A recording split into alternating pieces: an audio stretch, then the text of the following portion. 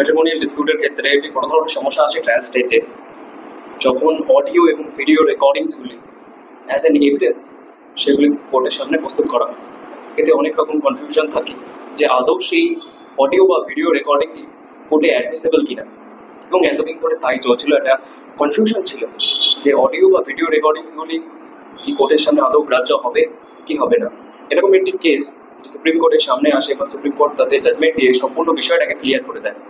এই বিবোর গার্গ ভার্সেস নেহা এই কেসটিতে যিনি হাজবেন্ড ছিলেন, তিনি তিনটা ডিস্ট্রিক্ট কোর্টে তাদের একটি ডিভোর্স কেসে তার এবং তার ওয়াইফের যে কনভারসেশন ছিল, ফোন কনভারসেশন, সেটি cruelty as an evidence of cruelty সেটি কোর্টের সামনে পেশ করেন এবং কোর্ট সেটা অ্যাডমিটও করে নেয়।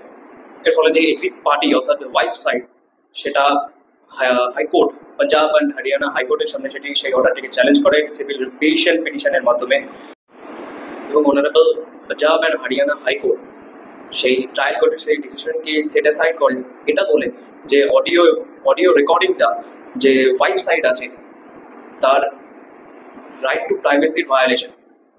তার পরবর্তীকালে ম্যাটারটা এসে পৌঁছায় সুপ্রিম কোর্টে, এবং সুপ্রিম কোর্ট হাইকোর্টে সেই ডিসিশনকে সেট অ্যাসাইড করে দেয় এবং বলে যে অডিও এবং ভিডিও রেকর্ডিংস অ্যাজ সে রেকর্ডেড এভিডেন্স সেটা রেলিভেন্ট এবং অ্যাডমিসেবল ইন ম্যাট্রিমোনিয়াল কেসেস। এবং এই কেসে আইনের দুটি দিক উঠে আসে, সেটি হলো সেকশন 122 অফ এভিডেন্স অ্যাক্ট এবং আর্টিকেল 21 অফ ইন্ডিয়ান কনস্টিটিউশন। যেটা 122 অফ ইন্ডিয়ান এভিডেন্স অ্যাক্ট সেটা বলে যে ম্যারিটাল কনভারসেশন হবে সেটি কোর্টের সামনে কোনো সময় অ্যাডমিসেবল হবে না।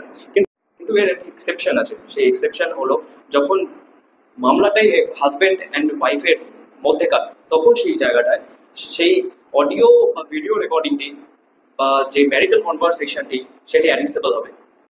এবং সুপ্রিম কোর্ট এটাও বলে যে আর্টিকেল 21 যেটা রাইট টু ফেয়ার ট্রায়াল, সেটি রাইট টু প্রাইভেসির সাথে অবশ্যই ব্যালেন্স করে চলতে হবে।